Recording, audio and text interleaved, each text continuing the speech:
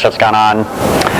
So the outline, I'm going to introduce myself, the topic, what is cyber quantification from our perspective, how do we do that, what's an approach to measuring and predicting offense and defense, a little talk about discussions, and conclusion. So who am I? I used to be an engineer. Now I kind of manage engineers and wish I was an engineer. I spent some time at DARPA as a program manager, running a bunch of interesting R&D programs, and started Siege Technologies about 6 years ago. Siege is an offensive, defensive cyber technology company based over the border in New Hampshire, and we're hiring if any of you are looking for a job. Going to use that pitch opportunity when I have it. So I'm going to talk about different methods to quantify cybersecurity. This is obviously a hard problem. As many of you realize, we do not know how to measure goodness. You don't know how to measure if you're secure, if you're insecure. Unanswered research problems are still a number of vulnerabilities in code. How secure are you? But the same problem happens on the offensive side. And this is kind of where the research came from. Probably about 10 plus years ago, I built an offensive command and control attack system, kind of like DARPA's Plan X program. And the goal was to give an operator for the military who's trying to say, hey, we might want to turn off the power in Iraq, right, when they attacked. And you're trying to say, should we blow up this power generation facility and risk killing people and unreversible effects, or can we use this nifty cyber technique that somebody might have developed? And the problem is they don't trust those cyber capabilities, right? They have a kinetic capability that they know they can turn to their kinetic planning guys, and there's a group called the JTCGME that drop a bunch of bombs, and they say, hey, we dropped 10 bombs, 9 times it blew up. They can say F equals MA, we know it falls like a parabola, the blast radius is this, and there's a civilian population density, so there's a 14% chance of civilian casualties. We send one F-16, it's 62% probability of success. They send two, it goes up to 94%. It'll be on target in 42 minutes. They turn to the cyber guy, and he's like, well, I got this cool thing, and it might work. And they say, so how long is it going to take? Like, well, we don't really know. We've never done this before. How do they know they're not going to bring down the hospital in some other country? Like, well, we don't think so. And so kind of you can fill in the blanks on how that story goes. The problem is they just don't understand what those effects will be. So our goal in starting this research over 10 years ago is not to solve all the problems. It's just to, we don't have to have perfect confidence in all things at all times. We just have to be kind of outrunning the bear. You don't have to outrun the bear, you just have to be faster than the other guy. Our goal is to be as good as the kinetic planning community is and say, okay, they have models that actually work and people trust and can use. Let's develop that for offense. And then we said, okay, if we can actually predict that on offense, let's use those algorithms against ourselves and say, how does that help us tell how to secure our network? Because if I can predict the impact to an attacker and their probability of success changes based on what I do on defense, well, now I can make quantified, optimized defensive posture decisions based on how it impacts the attacker. That's kind of what the story, the background of how we got there. All right, so I'm going to start off with a little philosophy on kind of our approach to doing this. So the first is, I believe strongly that offense defines the defense. So not that offense is better. For those that focus on defense, we work on both sides.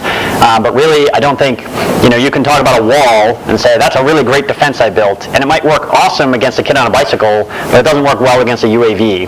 Right? So it's all about what is your threat. So you have to define what the threat is before you define what your defense against the threat is. So we think measuring defense, you have to start with defining the offense, right? Seems obvious, but people, especially people that have an exclusively defensive background, sometimes think you can start with defense, stare at defense all day, and define what the defense is doing. But I think the opposite. You have to start with attack, figure out what those attacks are, hopefully create and define the future of those attacks, and then use that to say, okay, how do we create defenses against those? How do we measure those defenses? Real big fans of data. There's a lot of qualitative approaches that have been used. I've seen some folks that use Q&A methodologies, or maybe surveys, or ask the user to kind of guess. I actually saw a case with some contractor that was building a tool, and they basically had a guy type in their own numbers, and then they multiplied like 15 numbers together, and they had an answer with like 45 degrees of precision. Not super useful in my opinion, right? Your best bet when talking to humans is high, low, medium. you probably can't get much more precise than that. Our approach is really driven by lots of data. Not that we're going to go with an exclusively curve-fitting model, right? But Sergey Brin from Google, his approach is kind of like let the data talk to you, when you can actually, if you have enough data, you can actually pull out underlying mechanisms that you don't realize there, whereas approach is something that's more qualitative. We've spent a lot of time automating the test process, trying to understand what's going on using scientific methods. So have a hypothesis, run experiments, collect data, see if that validates your approach, and then try to abstract that data out to something that's useful. So also I want to say, if anyone has questions, please jump in while I'm talking. It's easier to do that now than go into the end and go backwards. All right, so prior art, what's happened in the past? So there's been a ton of work on attack trees, as many of you probably know, going back 10 or 15 years. Lots of work in network routing, so predicting if this packet will arrive from here to there. There's a lot of good models for that. System complexity theory is kind of a new area where people are trying to bound, for example, if you want to know how many vulnerabilities are in a piece of code, you might look at the complexity of the code base and try to infer from that something about number of bugs that might exist in that code base. Obviously, there's been a ton of work on specific types of attacks and specific defenses against those attacks. People have built planning systems. You can say everything from like Core Impact to the penetration testing frameworks like Core Impact and Metasploit and Canvas. Skybox is like a simulated red teaming tool where you could try to plan out an attack and see what would happen. It uses attack trees in a fairly simplistic propagation model. Plan X is a big thing DARPA's doing on kind of visualizing attacks. There isn't a lot of work in quantification, though, in any of those. A lot of test beds have been built to automate testing and collecting data. Enterprise metrics, I've been to Metricon a couple times, but again, the metrics that they look at there are things like number of help desk tickets, number of hours spent, number of patches deployed. Not a lot of research, and I would love to, if anyone has anything that I'm missing, but I have seen very, very little on actually quantifying probability of success of an attack or how to quantify your defensive posture against different types of attacks.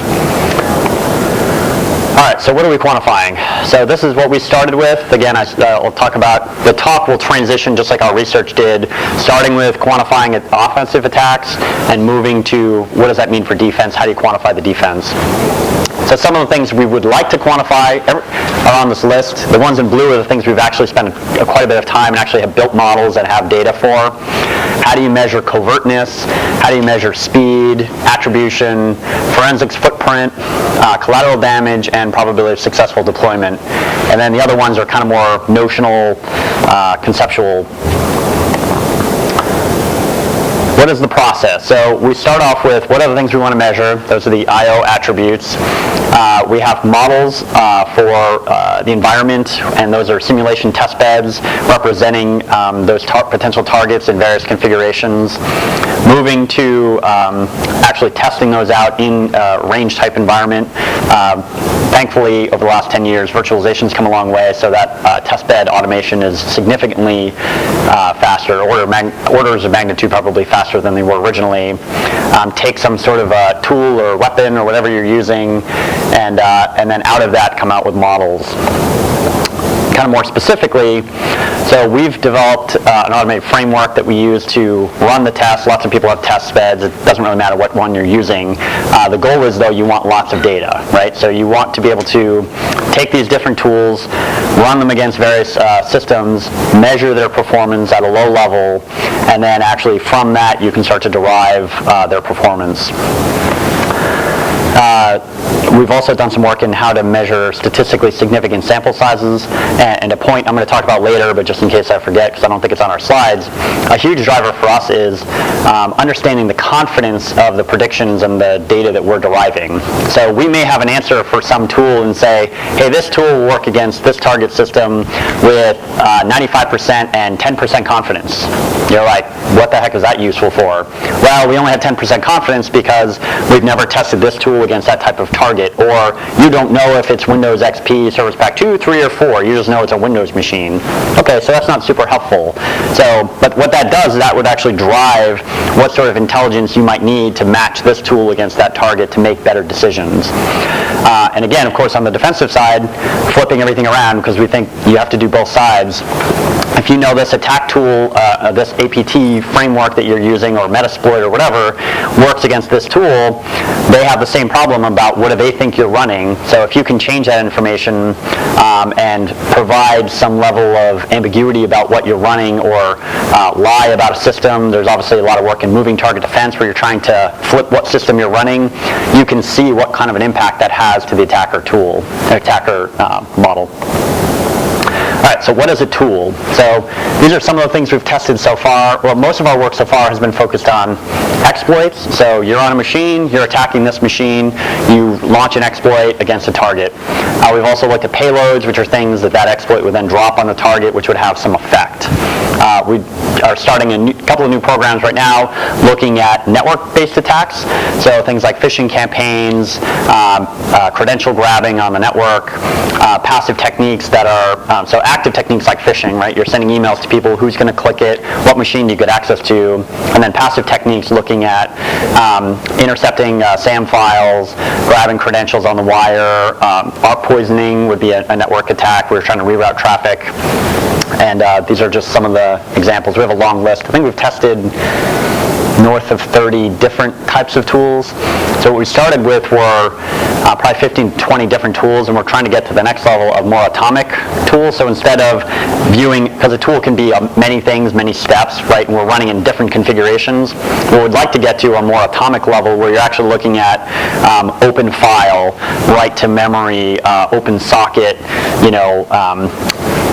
run this password cracking module and break those down into smaller pieces, and each step would be smaller and smaller pieces, so you're actually measuring things at more of an atomic level as opposed to the tool, which is comprised of a bunch of smaller operations. All right, so here's a chart with lots of pretty pictures talking about, so on the top left, we have some of the ways we do visualization. I have a better chart later on, which I'll show you.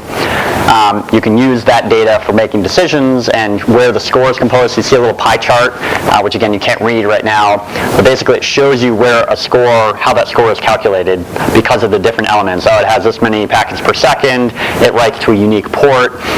It uses this particular signature that you could detect, and that's what's driving those scores. Mission planning, so also not on this chart, I have visualization charts later on.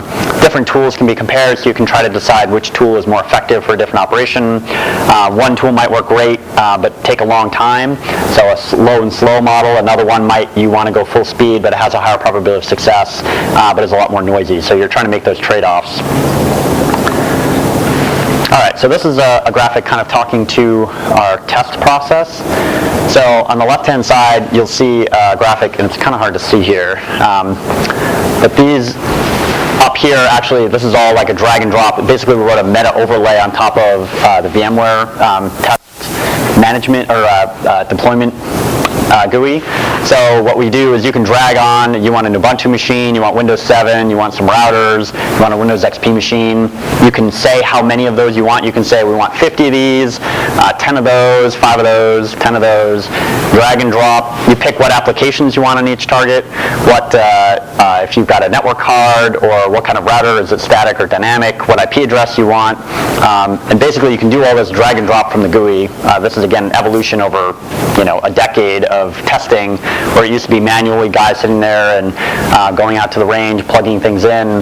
Now we've pushed it all, so it all is done in vSphere, and then we put this overlay on top, so we can build the images we want, hit the go button, and it will actually push, and it will have our sensors are automatically deployed on each machine, because we test at the network and the host level, so we have sensors. We used to run inside the operating system. We've now pushed everything into VMware, so we actually use their native API call, so we can do VM introspection into the host, so that way we're trying to not make sure we provide any artifacts inside the host image. So all the sensors are on there, different attacks can be deployed, and this is all pushed. Now, downside is this is still done by somebody dragging and dropping, and then hitting the button. But you can build it and run the test in 20 minutes, potentially, unless, of course, you have a longer attack you're trying to model. The goal is in the future that we'll actually have a kind of a meta test tool on top of that, where you can say, I'd like to test a self-propagating worm. So give me something with 25 subnets and static and dynamic IP ranges, non-routable address ranges, perimeter defenses, and whatever, and then we'll actually build the network for you in different permutations, whereas right now you've got to manually drag and drop, figure out what your network diagram looks like, and build those networks yourself. But you're doing it all graphically, and which is a much simpler process than it was historically. And then how the test process works. This is all done, again, automatically from this interface. So it will transfer the tools to the client, set up the sensors. I have Windows Performance Monitor on it, something we used to use with like a sysinternals process monitor. That's all been pushed down to the down to VMware, so that's actually out of date. And then start the data collection, run the tool on whatever system or tools that you're running, monitor that at the network and the host level, stop the data collection, convert the data, pull all the data files over, and recollect gigabytes of data in a single test, obviously. Those get compressed, and then you run it through the computational engine. And I've got some sample times. And again, these are out of date. One of the engineers was like, oh, we've got faster times, we've compressed it, but it gives you an idea. It could take 20 minutes to run the tool, 70 minutes to, depending on how long your test is and how much data you have. Okay, so talking about hypervisor sensors, we actually build our own hypervisor for security applications, but we actually aren't using our hypervisor because it's all built into VMware currently. We might push it in if that makes sense down the road, but for now, we're just using VMware for their introspection calls, and we'll look at memory, port access, register access, interrupts, and any hooking that goes on as well. Okay, so once we have that information, we want to run our experiment. We'll do our asset assignment engine, which is basically matching a tool against a target and try to make those predictive claims. Say, does this tool work against this target, and with what probability of success? What collateral damages occur against these types of tool target matches? Make predictions about future systems and say, okay, for an arbitrary system, what do we think would happen against a system we haven't tested against? What kind of confidence do we have of those claims?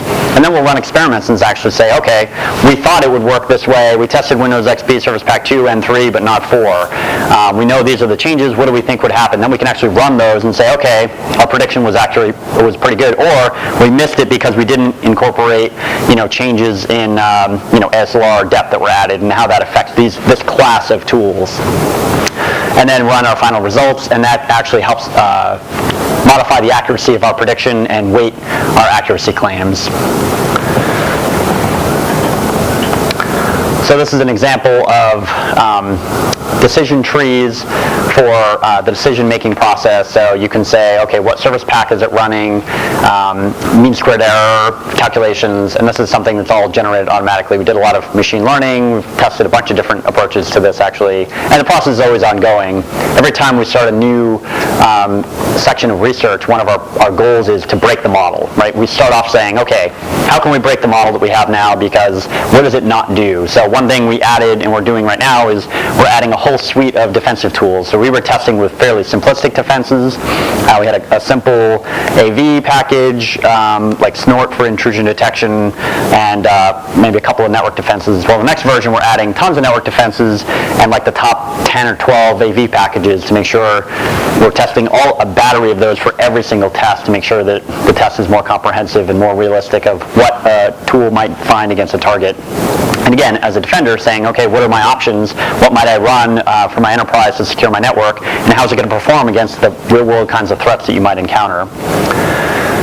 So this is an eye chart just showing you the different types of representation we have. On the top right, you see an example of tool's performance, some sensor data over time, so you can see activity by that tool. And when we booked, and we'll actually go through and break down, okay, what was the tool doing at this given point in time? What was happening on the network? What was happening on the host? And then see, we can actually calculate things like how covert it was over time, what activity was occurring. this is kind of a trade, you can't read these, but it says forensic discovery, collateral damage, attribution. So basically this is a metric for trying to say how well does a tool perform in these various dimensions at the same time. Same thing here is a different way of representing the pie chart versus a bar chart. And a little GUI for picking different tools against, you can see the test run data. Well, you can't really read it here with this bad resolution, but these are the different dimensions you might care about in terms of how stealthy a tool is or how noisy it is, probability of success, and then different test runs. You can actually see the raw data as well as the roll-up. And then up here is another example of that. Again, I mentioned the pie charts, which show you, these show right here over test runs against various images how they performed, and so you can actually drill down into the data if you want to understand where the numbers came from. All right, so now I'm going to turn to talking about the defensive side. So again, we started taking these penetration testing tools, attack tools, measuring their performance, building tables to analyze how they behaved. Then we turned and started saying, okay, what can you do against on the defensive side? So first thing we did was started to represent the network as a software, kind of at the software program level, and then try to predict an attractiveness score. So these look like very simplistic networks. The reality is networks look more like that. So we have very complex network laydowns that we're loading in from real-world enterprise networks from some of our customers, and we'll pull that data in, and we'll include everything from firewalls, routers, encryptors, intrusion detection systems, Windows, Linux systems, and then and actually put those into a connection graph showing what's going on in the network, which is of course very easy to read, as you can see. All right, so right now our network attractiveness score isn't based on the work we've done on the offensive side directly. So the goal is eventually we can take abstracted attack tool classes, so you can say nation state versus organized crime versus a pen testing team versus a script kiddie versus an insider.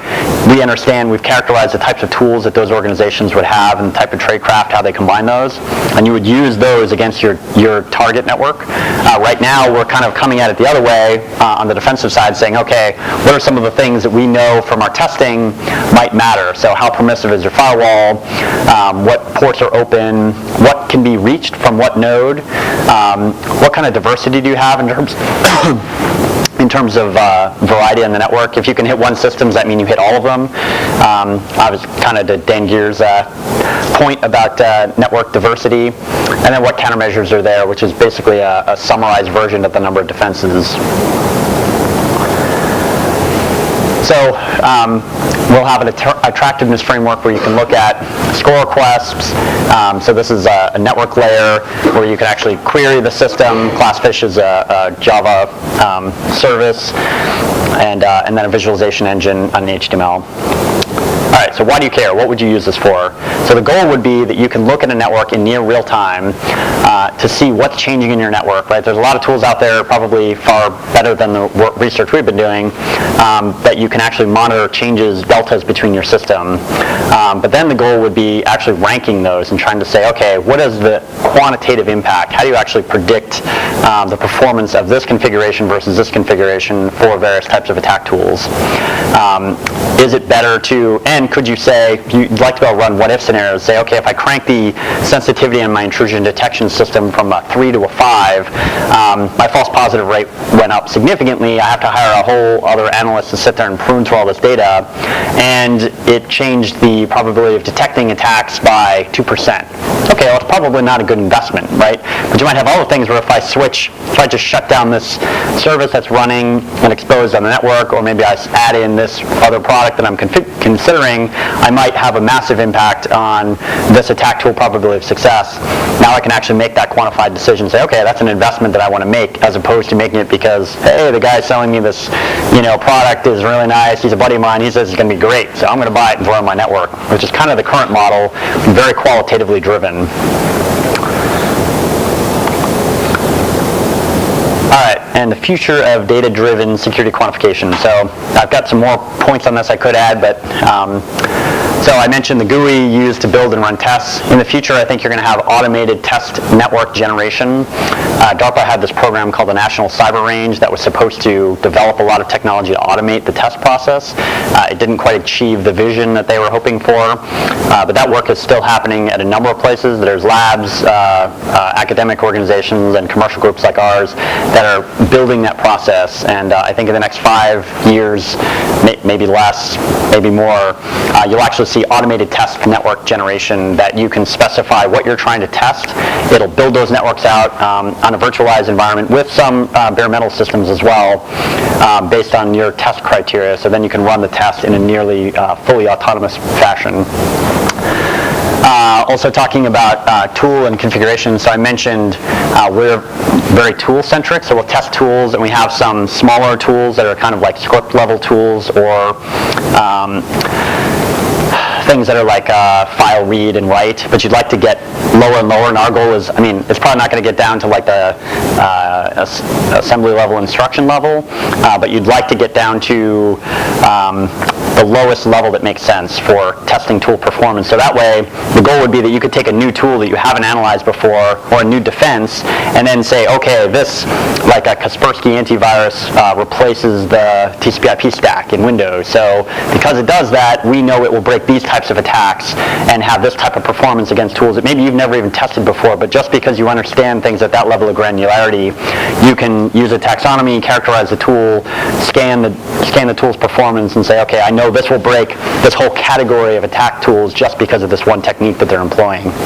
As opposed to, I tested these 25 versions of the tool, here's a 26, and I don't really know what that's going to do. You'd like to understand that at a more atomic level, but that takes time, obviously, and significant data analysis. Also mentioning environment, so right now when we run a test, the network that you're targeting doesn't change. So as a defender, or as an attacker, on both sides you want to understand what happens if there are real-time changes going on in the middle of a test, right? In the real world, when you're running an attack, you don't just run that one tool, stop, and then the whole thing's over.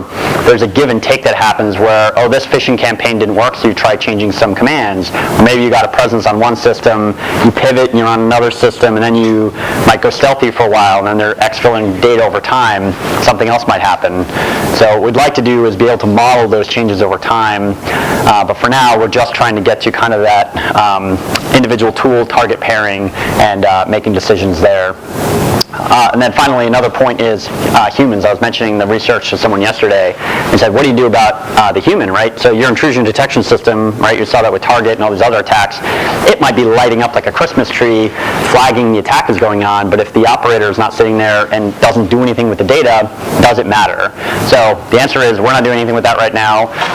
We're trying to say, okay, what is the surface area of your network? How vulnerable is it potentially to attack? What are the tools catching? What are they not catching? But the goal would be eventually you could have kind of a human factor representation, both for the attacker. I mentioned the attacker potential classes like script kiddie versus nation state. How well do they combine the tools that they're using? How well do they write those phishing emails? And also on the defensive side, saying, okay, how well do you think your team is going to perform? And you can actually get real data. If you run red team operations, you might have some data that you collect in your individual enterprise network that you could feed into this tool to predict, okay, in prior exercises, we know they caught these kinds of things. They did understand what was happening in the alert log, as opposed to, no, they actually missed everything in there. Was tons of data pointing to the attack, and they missed all of them. Right? You can incorporate that into a future model and say, okay, this is actually our environment, or you could have representative cases if you have enough data. But again, so much of this is about data. I think there's a huge need for publicly available data for test networks, and obviously most people don't want to share that. And we have restrictions from our sponsors who are funding the research or things we do internally. The more data you have, the more realistic you can make these, and the less abstract. All right, so just to wrap up, significant advances have been made in measuring and quantifying the effectiveness of attack tools. Like I said, this research started 2004, probably 2005. and it's still not done yet. I wouldn't say this is something you can deploy tomorrow and it's going to solve all your problems. But I do think, and I know for a fact, we can predict exploit tools against particular targets and actually tell you with real confidence the probability of success of this exploit against that system in this configuration with certain defenses, right? And the goal is we're going to start adding more and more complexity to that over the next few years, to the point where you actually could start using it in a penetration testing engagement. You might say, okay, which tool do I want to use against the system? Or as a defender, say, okay, wow, if they're using this tool, they could actually hit all these boxes. And you can actually incorporate more of a kind of a probabilistic understanding as opposed to a Boolean, well, there's a CVE and this system's not patched, so therefore they can reach this target, which is kind of the current model that people use. Complete automation of the testing process, I think, is going to be possible. DARPA, again, to mention there, they've got the Cyber Grand Challenge, where they're actually trying to do fully autonomous attacking and patching of binaries. I think that's an example of the movement towards automation. We're big fans of machine learning and artificial intelligence being applied to the computer security problem to help make things less manual and kind of more autonomous. And I think moving it towards real-time monitoring of the network state and both planning for your defensive posture and also real-time monitoring is kind of where this is going to end up moving as this kind of technology moves out of the lab and moves and kind of fuses more with the enterprise products that you see out there now. That's all the material I had. Any questions, comments, tomatoes? I think that's it. All right, thanks.